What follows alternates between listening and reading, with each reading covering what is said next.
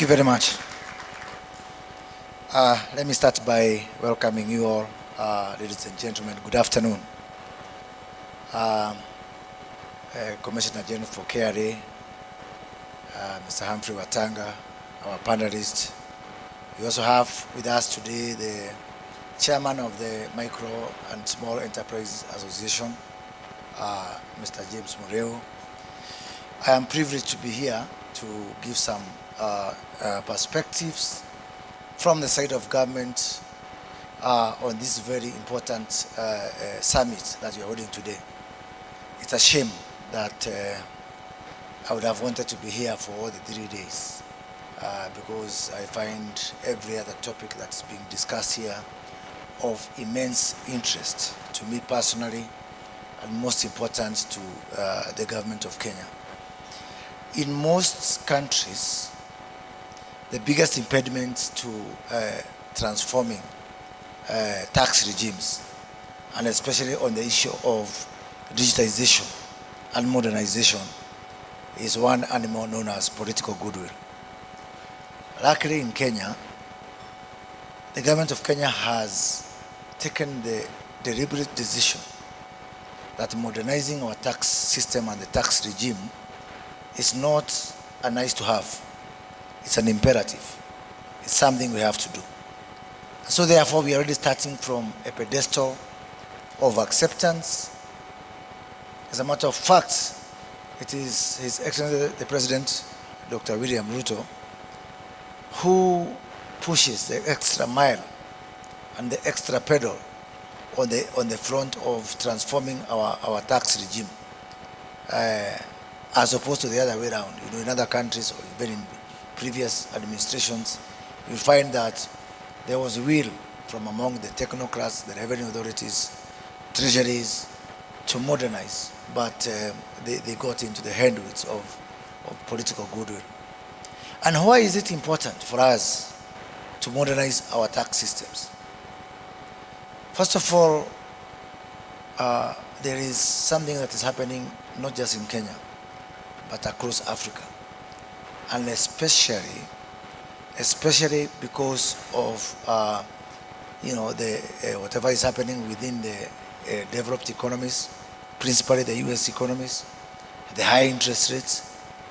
You can start to imagine that just a few years ago, just before COVID, you know, the Fed rate in the US was has gone up close to 7-8 times.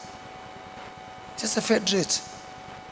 If the African economies, if the interest rate will go up proportionate to what has happened within the US economy, Africa, as you know it, as an economy, would collapse. So therefore, the issue of debt, the issue of borrowing, in Kenya today, in Kenya shillings terms, this year, we will pay 750 billion Kenyan shillings. That is just close to 6 billion US dollars. 30% of our tax revenue will go to paying interest on domestic debt. I didn't say principal. I just talked about interest. I didn't talk about foreign debt.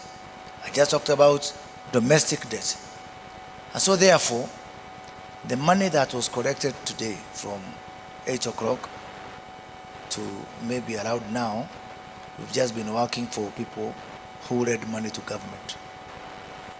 It is that catastrophic. And so therefore for us, it's not a nice to have. It's something we have to do. Why? Because if we expand our revenue base, we'll be able to bring down our domestic borrowing especially.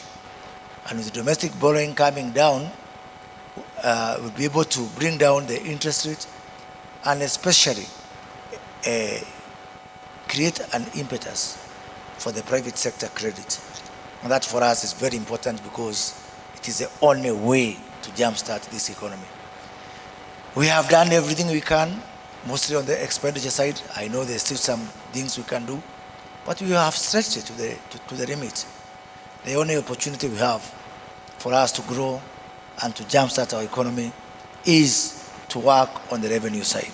And that's what we are doing. Second point that becomes important for us in this conversation is an issue of social justice and equity. That's the other driver for us to modernize our tax systems. I just pick on one area of taxes, the income taxes. In Kenya, we have got, a very, very funny, very weird structure of the workforce. The people in the formal sector, both in public sector and the private sector, we have got 3 million people within the formal sector. Within the informal sector, we've got 16 million. The 3 million people in the formal sector, in terms of income taxes, they contribute 500 billion shillings. That's close to over $4 billion in income taxes from 3 million people. The 16 million in the informal sector contribute only 12 billion shillings. For me, that's not an economic issue. For me, it's a social justice issue. It's an ethical issue. It's an equity issue. How can 3 million people disproportionately carry the burden on behalf of 16 million people who are virtually not contributing in terms of income taxes? So, what are we doing? Having realized that that is really, for us, it is an imperative. It's a must-have. First of all, we have decided that there will be nowhere to hide. There will be nowhere to hide for anybody, at zero option. Why? First of all, we have already a huge advantage.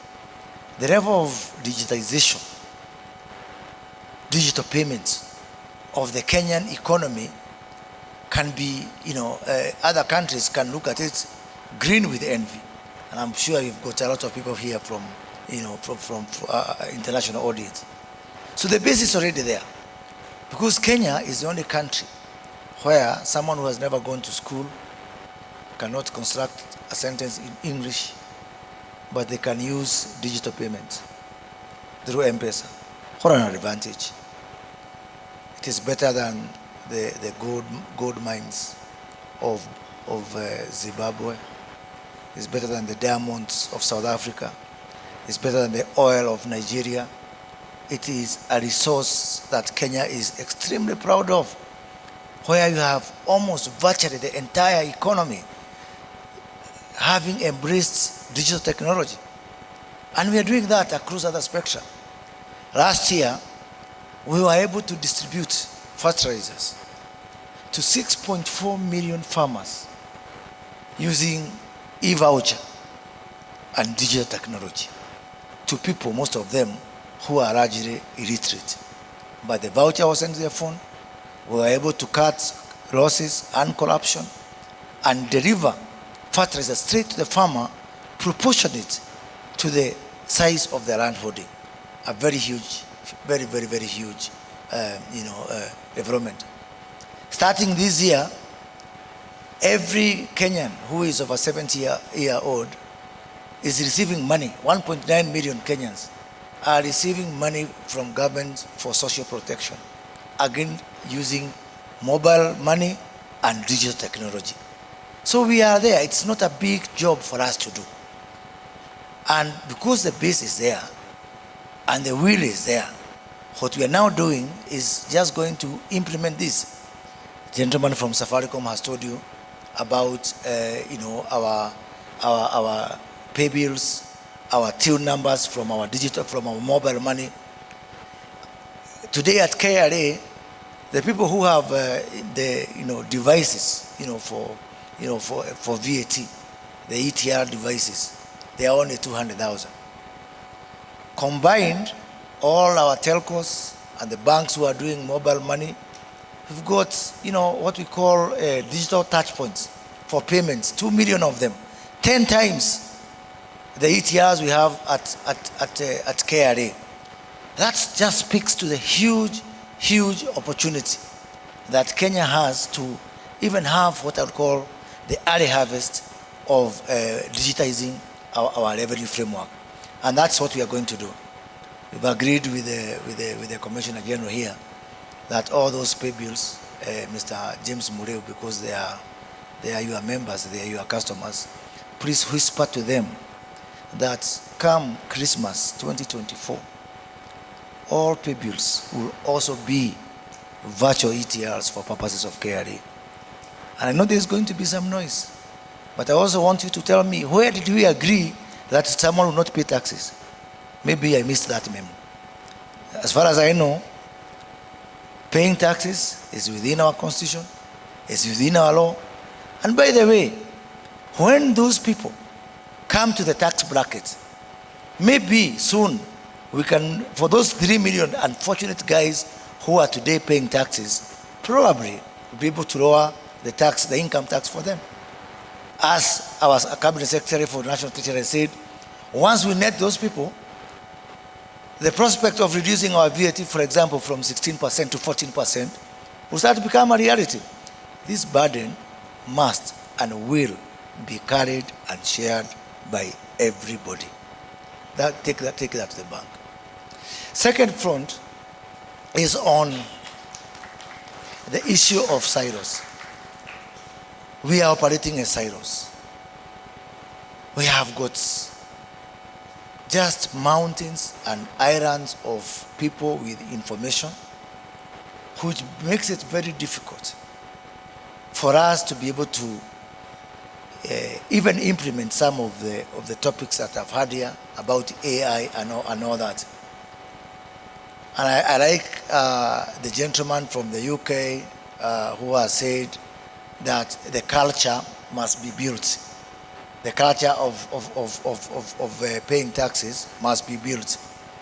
But in our case here, and I think also Professor Ndemo mentioned that it's not just getting people to use technology, but to accept to pay taxes. Luckily for us in this country, all Kenyans love the rule of law. They are aware that we agreed within our laws and our constitution that we pay taxes. So the culture thing is not a problem. What is remaining is for us to do what we need to do. I know within these pockets, some people, when we try, especially to use AI, we are going to get into the challenges of people, citing data protection and all that. But the government of Kenya is taking measures to ensure that when it comes to issue of paying taxes, even hiding behind data protection and data privacy cannot save you, because we are going back to ensure that we change the legal regime to ensure that data sharing, data transparency is actually an obligation for everyone who is holding data. So that will make it easy for us to be able to move to the next step in terms of digitalization. And by the way, one of our other very ambitious projects that we are currently, if you open the newspapers in Kenya, currently, you'll find the discussion around our modernizing our healthcare system, where for the first time, and I think unique in the whole world, we are putting all 54 million Kenyans on one digital health platform. If we are going to achieve that, and we will, because we are embarking on it from a very accelerated pace, the next task of now ensuring that all these 54 million Kenyans are also visible for purposes of tax is not something we are hiding from. It's a reality. I know there is pushback on health. I know there's going to be pushback on revenue, but the best thing is that the government is determined, and we are going to see modernization of our health system, modernization of our tax system, because for us, it is the issue of revenue where we are is an existential threat for the country of Kenya as we know it. And finally, even if we are able to modernize and to automate everything within our borders, we cannot be fully successful unless we go the extra mile and go cross-border.